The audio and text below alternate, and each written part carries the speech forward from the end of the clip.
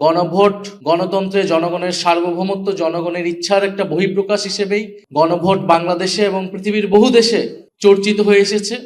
এবং এই গণভোট ছিল বাংলাদেশে গণ অভ্যুত্থান পরবর্তী একটি রাজনৈতিক সমঝোতার জায়গায়। গণ অভ্যুত্থানের পরবর্তী সময়ে বাংলাদেশে দুইটি প্রশ্ন দেখা গিয়েছিল।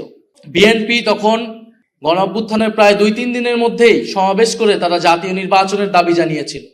এবং বৈষম্যবিরোধী ছাত্র আন্দোলনের পক্ষ থেকে যারা গণ অভ্যুত্থানে আমরা ছিলাম, আমরা বলেছিলাম যে জাতীয় নির্বাচন আমরা চাই, তবে এই গণ অভ্যুত্থান কেবল নির্বাচনের মাধ্যমে ক্ষমতার পরিবর্তনের হাত পরিবর্তনের জন্য এই গণ অভ্যুত্থান হয়নি। ফলে রাষ্ট্র সংস্কারের দাবি ছিল এই গণ অভ্যুত্থানের অন্যতম দাবি, যেখানে ফ্যাসিবাদী ব্যবস্থার বিলোপ হবে, একটা নতুন বন্দোবস্ত হবে, যেখানে স্বৈরাচার আর বারবার ফিরে আসবে না। এই জন্যই সংস্কার এবং রাষ্ট্র মেরামতের দাবি, যেটা দিয়ে ফ্যাসিবাদকে বিলোপ করা সম্ভব হবে বলে আমরা একমত হয়েছিলাম। ফলে আমরা চেয়েছিলাম ফ্যাসিবাদের বিলোপ, আমরা চেয়েছিলাম নতুন সংবিধান, বিএনপি চেয়েছিল নির্বাচন। ফলে একটা সমঝোতায় আসা হলো ঐক্যমত কমিশনের মাধ্যমে। সেই সমঝোতা হলো সংস্কার।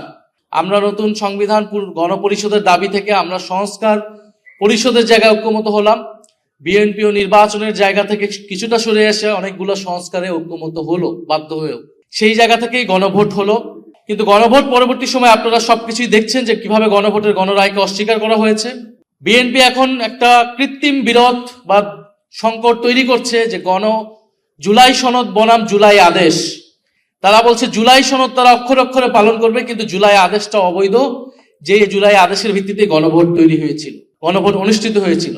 ফলে তারা একটা বিরোধিতা তৈরি করছে, কারণ তারা জুলাই সনদকে তারা তাদের নিজেদের দলীয় ইস্তিহারে পরিণত করেছে এবং এই সংকট তৈরি করেছিল বলেই তখন গণভোটের প্রস্তাব এসেছিল। এবং গণভোটের মাধ্যমে এটাও বলা হয়েছিল যে সংবিধান সংস্কার পরিষদ করা হবে, কারণ এই যে মৌলিক সংস্কারগুলা, এগুলা সংবিধান সংশোধনের মাধ্যমে সম্ভব নয়। সংবিধান সংশোধনের মাধ্যমে সংবিধানের ফ্রেমওয়ার্কের মধ্যে কোনো মৌলিক পরিবর্তন সম্ভব নয়। সেটার জন্য একটা গাঠনিক ক্ষমতা এই সংসদকে দিতে হবে, যার নাম হবে সংবিধান সংস্কার পরিষদ। ফলে জুলাই সনদ বাস্তবায়নের পদ্ধতি এটাই হবে। কিন্তু আমরা দেখেছি সংসদে তারা নতুন করে একটা মুলতবি প্রস্তাব এনেছিল, যেখানে তারা বলার চেষ্টা করছে জুলাই সনদ কোন পথে বাস্তবায়ন করা সম্ভব, জুলাই সনদ কোন পথে বাস্তবায়ন সম্ভব, সেই আলোচনা ঐক্যমত কমিশনেই হয়েছিল। ফলে প্রধানমন্ত্রী এবং তাদের প্রতিনিধি হিসেবে ঐক্যমত কমিশনে সেই সময় যারা ছিলেন, বর্তমান স্বরাষ্ট্রমন্ত্রী, তারা সকলেই কথার বরখেলাপ করেছেন।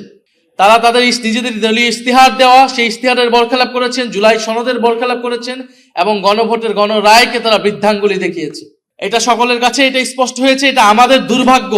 আজকের এই সেমিনারটা আমাদের এই বিষয়ে করার দরকার ছিল না, করা উচিত ছিল না। আমাদের সেমিনার এখন করা উচিত ছিল আন্তর্জাতিক যুদ্ধ পরিস্থিতি কিভাবে আমরা সামাল দিব, দেশের জাতীয় স্বার্থ আমরা কিভাবে ঐক্যবদ্ধভাবে সুরক্ষা করব, দেশের তেল সংকট, দেশের হাম দুর্যোগ আমরা কিভাবে সরকার বিরোধী দল একসাথে আমরা সহযোগিতাপূর্ণভাবে মোকাবেলা করব। আমাদের সেমিনার এখন এই বিষয়ে হওয়ার কথা ছিল।